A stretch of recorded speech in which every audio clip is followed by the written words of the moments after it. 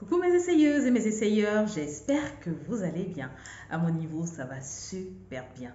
Contente de vous retrouver encore dans cette nouvelle vidéo. Aujourd'hui, je vous souhaite la bienvenue sur la rubrique Storytime by Lala, rubrique dédiée au témoignage, partage d'expériences sur les essais bébés. Aujourd'hui, je vais vous partager mon expérience personnelle, donc la suite de la Storytime by Lala. Alors, avant, on va passer au générique.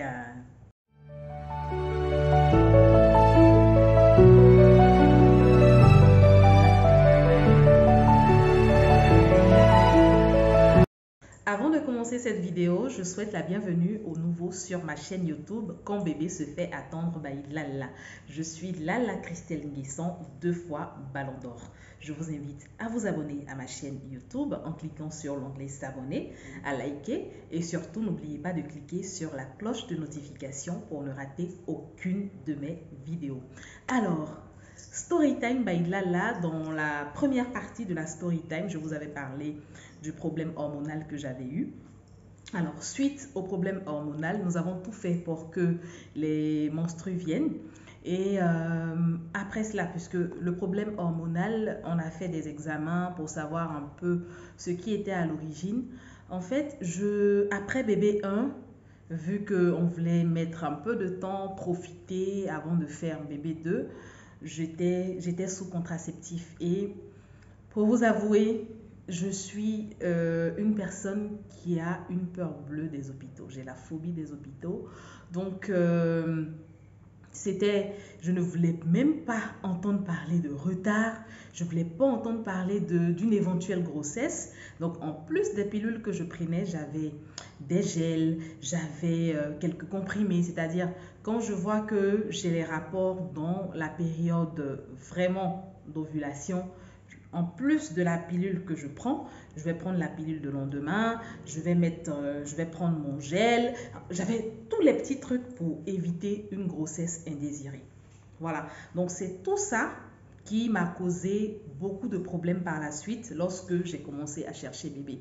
Donc il fallait suivre un traitement pour vraiment libérer tout ce qui était... parce que j'avais développé d'autres hormones encore qui bloquaient la grossesse, donc il fallait suivre tout un traitement, voilà. Donc, c'était tout un parcours et c'est après tout ça que j'ai eu le premier kyste ovarien. Après le premier kyste ovarien, j'ai fait un traitement traditionnel par des infusions, donc médecine douce et le kyste a disparu, alhamdoulilah. Mais après ça encore, on a commencé un traitement médicamenteux pour pouvoir faire bébé. C'était pas facile avec les hormones et tout, c'était difficile. Des médicaments que tu prends la nuit, tu as comme l'impression que la maison est sens dessous dessus. C'était compliqué, vraiment compliqué. Et après tout ça, bébé ne pointait pas son nez. Ça avait commencé à être compliqué jusqu'à ce que j'ai ces douleurs de kyste encore ovarien, j'ai ces douleurs au niveau du bas du ventre, des douleurs qui m'ont vraiment pesé là-dessus, moralement, financièrement, puisque je me suis retrouvée avec un seul ovaire, j'ai été opérée et c'est quelque chose qui, même quand je parle encore de ça, c'est un peu difficile pour moi. Donc on s'est retrouvé avec un kyste dermoïde. Après diagnostic de kyste dermoïde, il fallait me faire opérer et je me suis retrouvée avec un seul ovaire. À la suite de tout ça, stress et tout, on se demandait si on allait pouvoir procréer encore naturellement. Et lorsqu'on voit le médecin, il nous dit, vu notre âge qui commence à être avancé, vu le temps que nous avons mis en essai bébé, il fallait passer par la FIV puisque nous avons fait des inséminations mais qui ne marchaient pas. Il fallait passer par la FIV et pour faire la FIV encore, le praticien a proposé de faire la FIV Easy. La FIV Easy était plus poussée et ça allait nous permettre d'avoir bébé. Donc voilà ce que on allait faire encore à la suite, faire la FIV.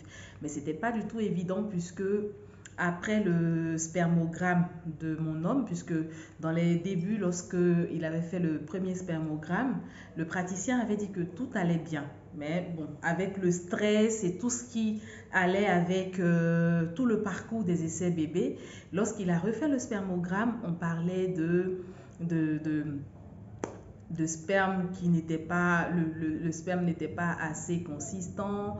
On parlait d'azospermie, après tétraspermie et tout ça. Je dis, mais c'est quoi? Mon langage a changé. Je suis en train de chercher à avoir un enfant. C'est quoi ces histoires de azospermie? Donc, avec lui, son diagnostic et moi encore, je me retrouve avec un seul ovaire, donc insuffisance ovarienne. Le praticien nous a demandé de faire une FIV. Et la FIV, c'est vraiment coûteux, c'est pas remboursé donc il fallait chercher de l'argent pour pouvoir faire la FIV. Dieu merci, vu qu'on voulait vraiment le faire, on avait foi en Dieu, on s'est donné les moyens pour faire la FIV. Mes amis, la FIV, c'est pas quelque chose, en tout cas, je ne souhaite pas cela à mes essayeuses. Je vous souhaite que tout se passe vraiment dans de bonnes conditions, que vous puissiez procréer naturellement, parce que quand on vous dit déjà que vous ne pouvez pas procréer naturellement, ça vous fait un blocage. Il faut être vraiment fort dans la tête pour pouvoir tenir. Ça crée un gros blocage. Du coup, on commence la FIV. Pour la FIV, il faut déjà commander les médicaments à la pharmacie. C'est pas comme les médicaments qu'on trouve un peu partout. Il faut se renseigner dans les pharmacies si les médicaments sont disponibles et tout. C'est toute une liste vraiment et c'est coûteux. Les médicaments sont coûteux et ce sont des injections qu'il faut faire tous les jours. Donc pendant 2 semaines. Comme je vous l'ai dit au départ, je suis quelqu'un, j'ai vraiment peur des hôpitaux. J'ai peur même des seringues, j'ai peur de tout ce qui... Quand j'entends piqûre, c'est compliqué. Mais là, je me suis dit, bon, je suis comme votre cobaye, faites ce que vous voulez. En tout cas, moi, la finalité, je veux avoir mon enfant. Parce qu'il ne s'agissait pas seulement de faire le protocole de la FIV. En plus du protocole de la FIV, il faut aller faire des analyses de sang et tout ça, on te pique à tout moment. C'était pas facile. C'était vraiment pas facile. Je remercie mon époux parce qu'il a été d'une grande aide. Il a étouffé, lui, son stress. Il a pris beaucoup sur lui. Il passait tout son temps à me consoler. Vous imaginez, c'est lui qui me faisait les injections dans le ventre chaque soir parce que chaque soir, à la même heure, il fallait faire les injections. Chaque soir, à la même heure. C'était pas évident. Donc, c'est lui qui me faisait les injections, pardon. Et quand il commence... Il n'a même pas encore mis l'aiguille même dans le ventre que je commence à crier. Oh Seigneur, Seigneur, c'est quoi ça? Il me dit, mais tu fais ça, les gens de l'immeuble vont venir dire que je suis en train de te faire des choses ici, mais calme-toi. Je dis, mais ça fait mal. Donc vous imaginez pendant 2 semaines, injection, analyse de sang et tout ça. Bon, les hommes dans la FIV, ce qu'ils font, c'est d'accompagner leur épouse, c'est vraiment soutenir, puisqu'ils font juste le spermogramme. Le sperme et les spermatozoïdes sont sélectionnés, les plus forts sont sélectionnés, voilà, et pour pouvoir faire la rencontre, voilà. Donc pour ceux qui ne connaissent pas la FIV c'est la fécondation in vitro.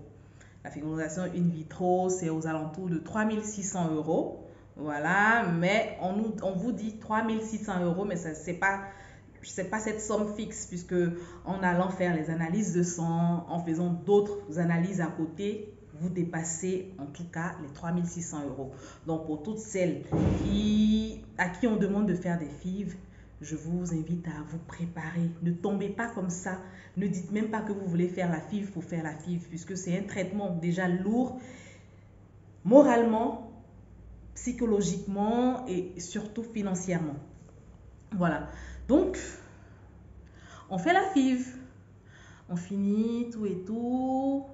Et il y a la période. Quand on finit de faire les injections, tout, on fait encore d'autres analyses, l'échographie pour voir le nombre de follicules qu'on a pu avoir, puisque ça nous permet de ça permet de développer plus de follicules et nous donner des chances, voilà, d'avoir des bébés.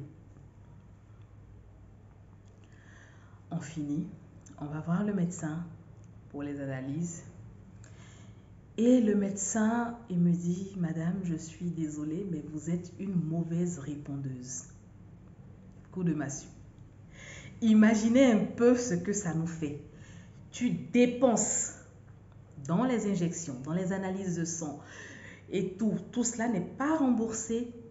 Tu te donnes les moyens pour y arriver, tu te dis, je vais le faire, ça va passer. On finit et on dit que je suis une mauvaise répondeuse. J'ai pas bien répondu. C'est-à-dire que sans FIV, lorsque on ne fait pas de FIV, normalement comme ça, je réponds bien. J'ai des follicules qui sont matures et tout. Mais là, avec la FIV, avec les traitements qu'on a donnés pour me booster les ovaires pour que j'ai les follicules matures, mais rien. C'est comme si on n'avait rien fait. Donc le médecin nous dit, bon, on va transformer la FIV là en, parce qu'au lieu de, si on laisse ça comme ça ne va pas, c'était comme si on avait mis de l'argent à l'eau, donc on va procéder au protocole d'insémination par la suite. Voilà, une partie de mon expérience sur les essais bébés. Dans les prochaines vidéos, je vais vous donner plus de détails encore pour la suite. Nous sommes à la fin de cette vidéo. Je souhaite vraiment assez de courage à toutes ces femmes qui n'arrivent pas à procréer normalement, naturellement, qui sont vraiment obligées de passer par un protocole médical pour pouvoir avoir cette chance-là d'avoir leur bébé dans leurs mains. Je vous souhaite vraiment beaucoup de courage. Courage à tous ces couples qui endurent ces difficultés. Courage à toutes ces mamans, à tous ces papas qui, chaque soir, ont une seule prière, avoir leur bébé dans leurs bras. Mon souhait pour vous, c'est que ça puisse marcher. Nous sommes à la fin de cette vidéo. Je remercie toutes ces personnes qui m'encouragent. Je remercie toutes ces personnes qui me donnent des conseils, qui me permettent d'avancer. Et on se dit vraiment à la prochaine vidéo. Bye bye!